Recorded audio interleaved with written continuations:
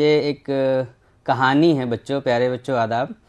Ma'am ने पूछा कि आज हम क्या पढ़ेंगे, तो एक कहानी है शेर और मच्छर की। इससे पहले आप शेर और चूहे की कहानी भी सुन चुके होंगे, जो जाल काटने वाली कहानी है कि शेर फंस जाता है जाल में, फिर चूहा आके उसकी मदद करता है, जाल काट देता है और शेर आज़ाद हो जाता है।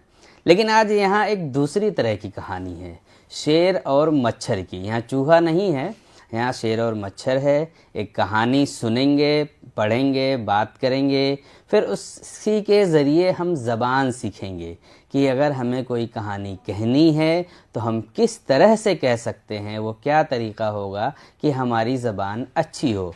तो एक कहानी से आपको मज़ा भी आएगा, और दूसरे ये कि कहानी से मज़ा आने के साथ साथ आपको ज़बान भी आपको सीखने को मिलेगी कि आप ज़बान जो है वो कैसी बोलेंगे।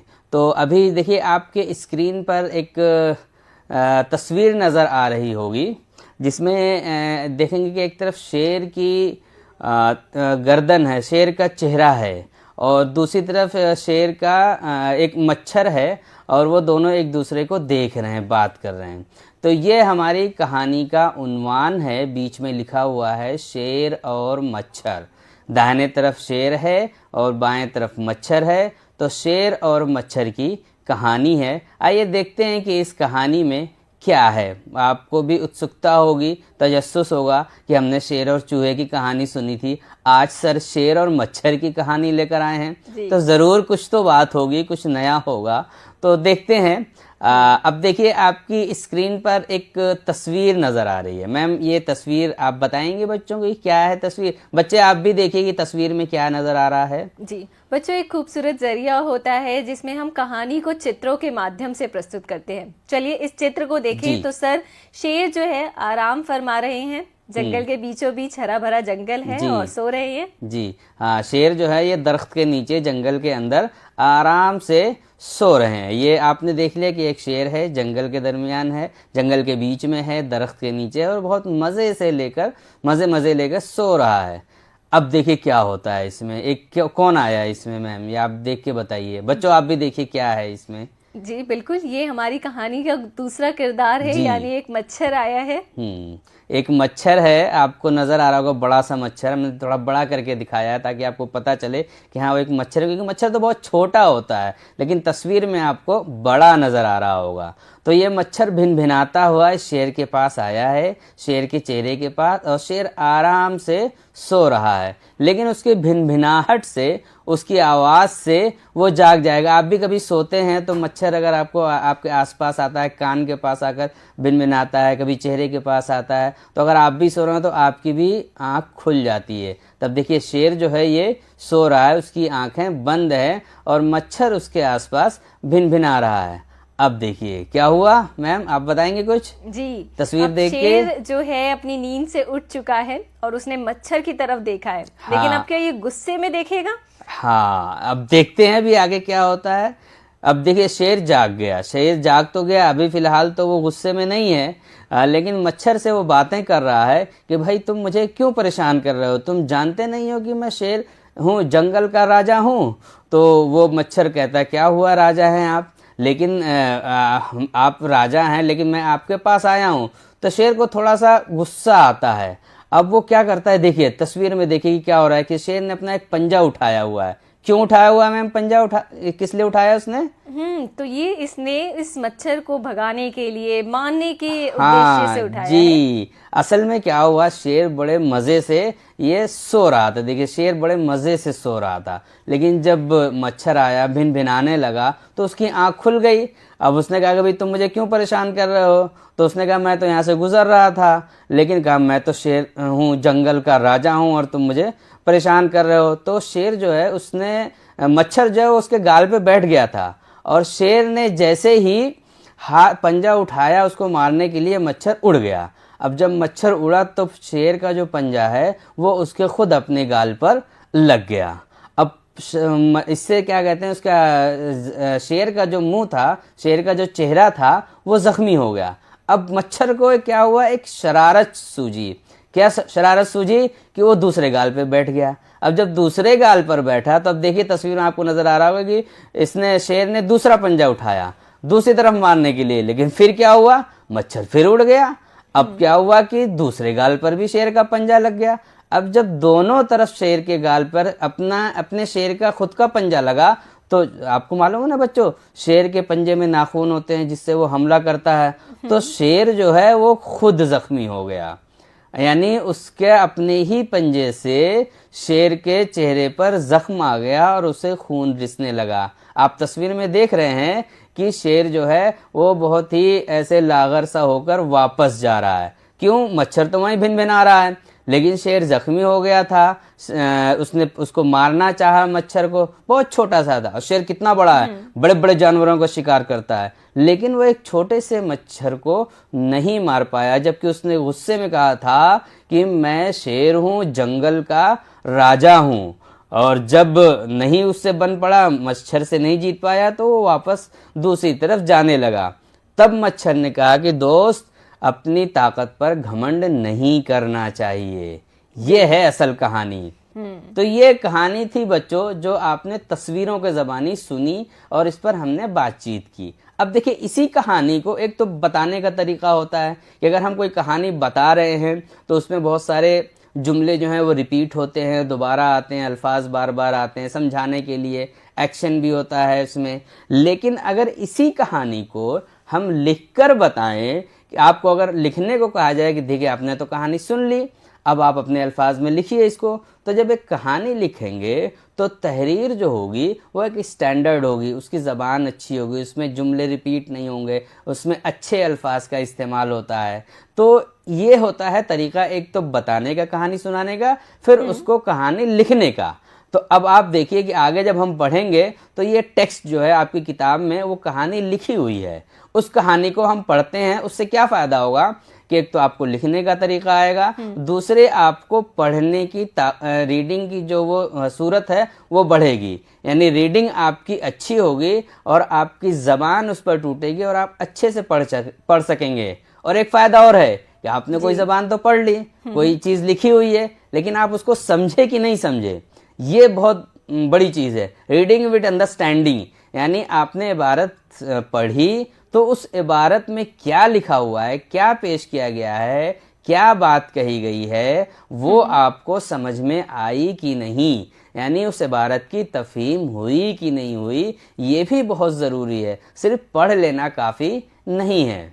तो मैम अब हम आगे इस कहानी को पढ़ते हैं जो टेक्स्ट में लिखा हुआ है, जो चैप्टर में बच्चों आपके पास किताब होगी तो उस किताब में देखिए ये मतन जो है वो लिखा हुआ है, उसको आइए पढ़ते हैं एक बार। जरूर।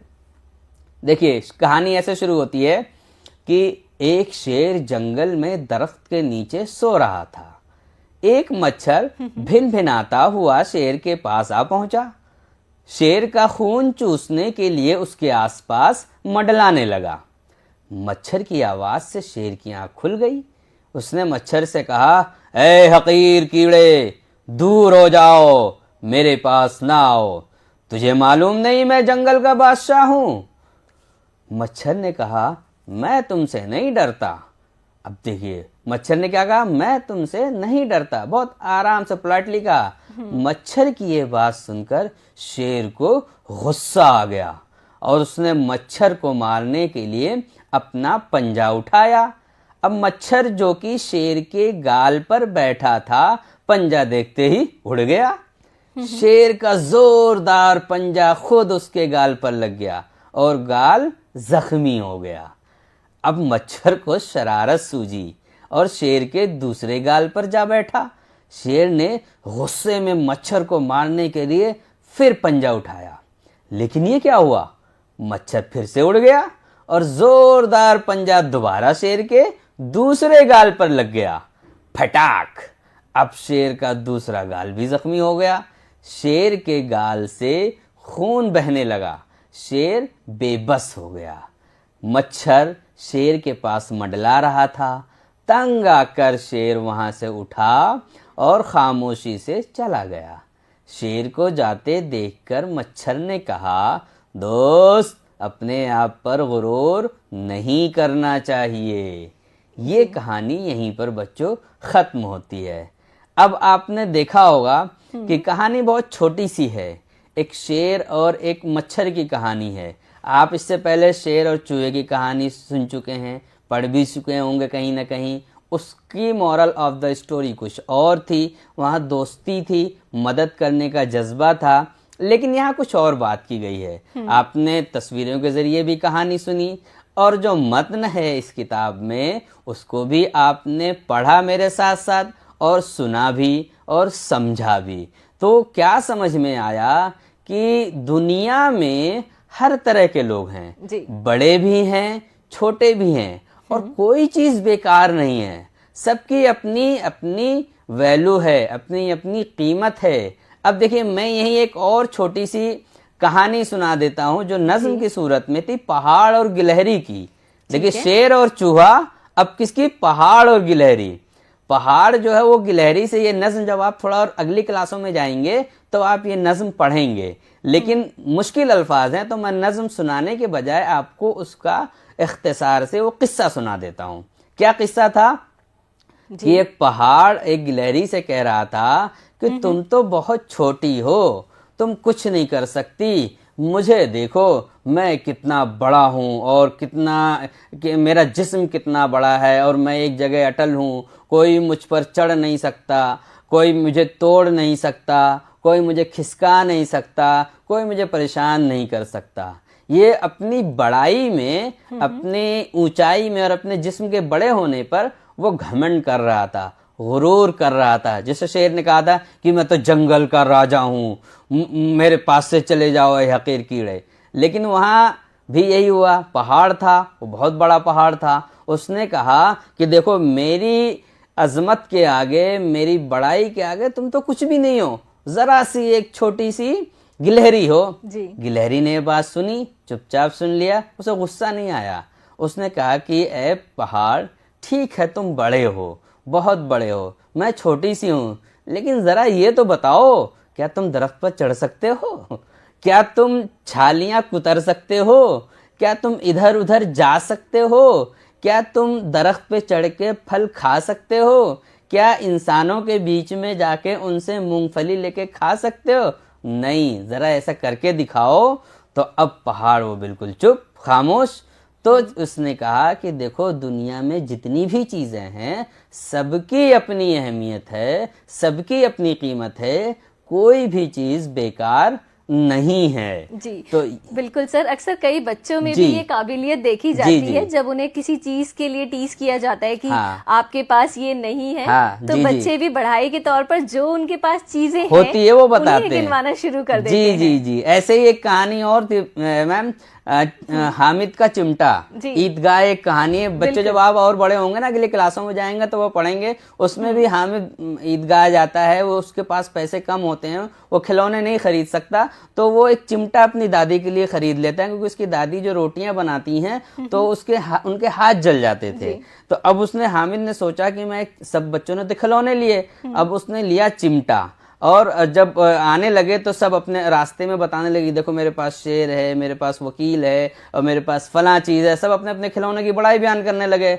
तो उसने हर खिलौने का काट करते हुए, देखो मेरा चिमटा लोहे का है, तुम्हारे वकील को मार सकता है, तुम्हारे इसको कर सकता है, लेकिन इसके साथ साथ मेरी दादी के काम भी आ सकता है, वो उनके हाथ उससे जलेंगे नहीं जब वो रोटियां सेकेंगी। तो इस तरह की कहानियां बहुत हैं, और कोई भी चीज ऐसी नहीं है जमाने में कि जो बेकार हो, चाहे वो छोटे से छोटा कीड़ा हो, चाहे वो बड़े से बड़ा जानवर हो, या कोई भी छोटी सी चीज। अब देखिए, सुई है, बहुत छोटी सी चीज है, लेकिन वो जो काम कर सकती है वो बड़े से बड़ी चीज नहीं कर सकती। तलवार नहीं कर सकती, खंजर नहीं कर सकता, लेकिन सुई जो काम कर सकती है वो बड़ी बड़ी चीजें नहीं कर सकती हैं।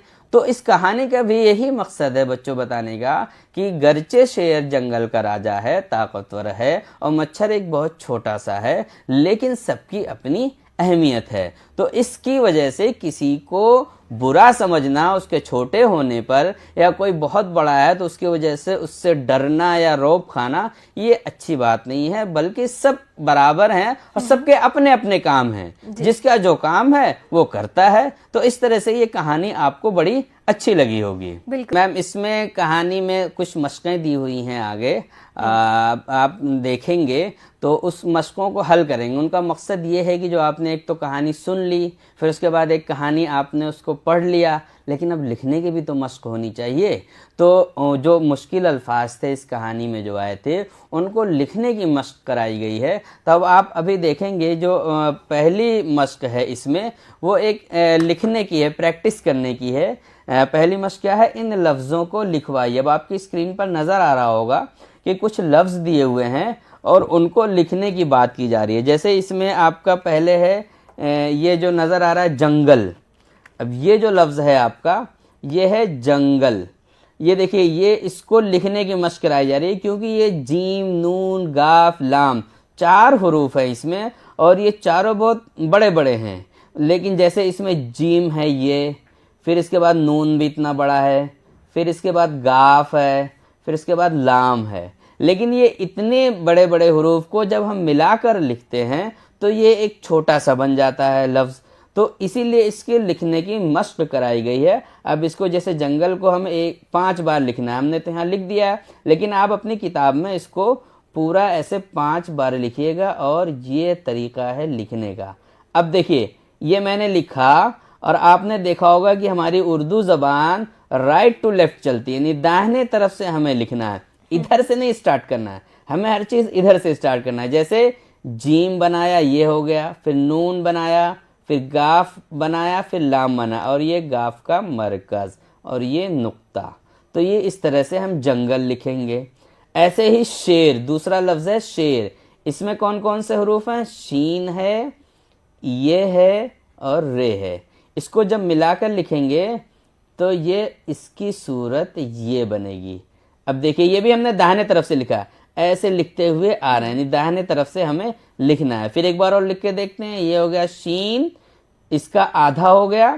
फिर इसके बाद ये का जो इतने हिस्सा होता है ये हमने मिला दिया, और फिर इसके बाद ये रे है, इसको ऐसे नीचे तक खींच दिया, और शीन के 3 नुक्ते लगाए और ये के 2 नुक्ते लगाए। तो इस तरह से ये हो गया शेर।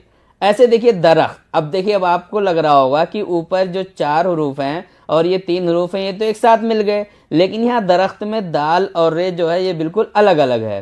तो हमारे हरूफ तहज्जी में कुछ हरूफ ऐसे हैं जो अपने आगे वाले से नहीं मिलते हैं। जैसे आप देखेंगे यहाँ उर्दू अगर हम लिखें तो इसमें भी वो तमाम हरूफ जो हैं वो नॉन कनेक्टर कहलाते हैं।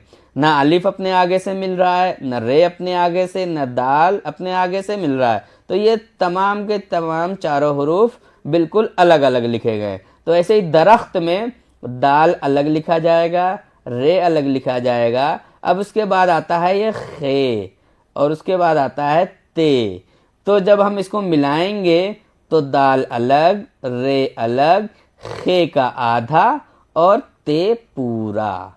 जो हरूफ आखिर में आते हैं लफ्ज़ के वो पूरे लिखे जाते हैं। अगर यही ते बीच में आता तो ये आधा लिखा जाता, लेकिन चूंकि आखिर में है तो इसलिए पूरा लिखा जाएगा।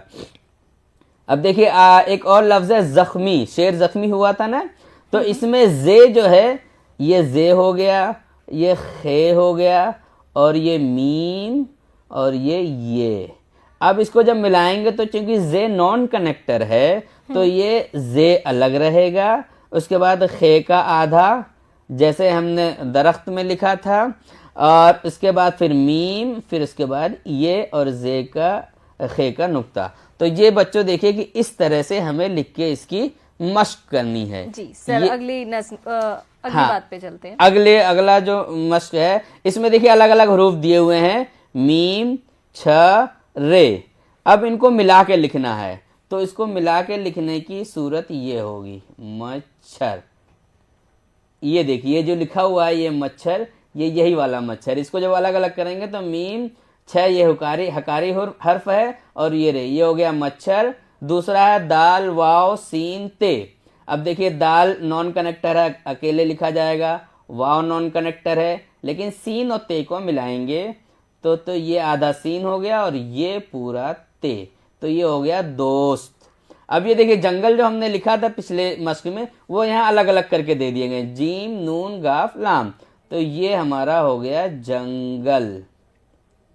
इसके बाद बच्चों देखिए गुरूर, शेर को बहुत घमंड था, गुरूर था, तो उसके भी हुरूफ 4 हुरूफ हैं, गैन रे वाव रे। अब इसको जब मिलाएंगे तो गैन हो गया और रे हो गया, मिल गया। अब रे नॉन कनेक्टर है तो अगले वाले से नहीं मिलेगा, वाव, फिर वाव भी नॉन कनेक्टर है वो भी अगले वाले से नहीं मिलेगा, तो ये हो गया गुरूर। इसके बाद एक लफ्ज है हकीर, उसने कहा था शेर ने मच्छर को हकीर, यानी बहुत ही छोटा मोटा, बहुत ही कीड़े जैसा, हकीर कहते हैं बहुत ही छोटे मोटे को। तो अब इसको जब मिलाएंगे तो हे आधा हो गया, काफ हो गया, ये हो गया और रे हो गया। देखिए ये और ये नॉन कनेक्टर नहीं थे तो मिलते हुए चले गए, तो इसीलिए चारों हुरूफ ये मिल गए। तो ये हमारी ये मश्क यहाँ मुकम्मल होती है जी। इसके बाद एक और मश्क है, इसको भी जल्दी से कर लेते हैं जी सर। इस मश्क को हम बच्चों को समझा देते हैं और उन्हें गृह कार्य हाँ के जी तौर जी पर जी। देते हैं। ये देखिए एक मश्क, एक लफ्ज बता देता हूँ, शेर के हुरूफ अलग अलग करने हैं, हमने वहां मिलाया था, यहाँ अलग अलग करना है। शेर में 3 हुरूफ हैं, शीन, ये और रे। ऐसे ही आपको ये गाल है, ये खून है, ये दरख्त है, आप पीछे आपने लिखा, ये कीड़ा है, इनमें जितने हुरूफ आए हैं ये आप अलग अलग लिखिएगा। इसके बाद एक मश्क है कि इसमें नाम लिखना है, तो ये तो आपको दिख रहा है, ये है शेर, और इसके बाद ये है मच्छर, ये तो आपके यहाँ भी लिखा हुआ है मच्छर, और ये शेर। ये है लोमड़ी, लोमड़ी ऐसे लिखा जाएगा, लोमड़ी, और ये है चीता, ये हो गया आपका चीता। बच्चों ये मश्कें थी, बस इसके बाद एक मश्क और है जो आपको अपने स्क्रीन पर नजर आएगी अभी। देखिए इसमें आपको रंग भरना है, ये आपकी स्क्रीन पर एक तस्वीर नजर आ रही होगी, ये शेर की तस्वीर है, ऐसे ही इसके बाद एक मच्छर की तस्वीर है।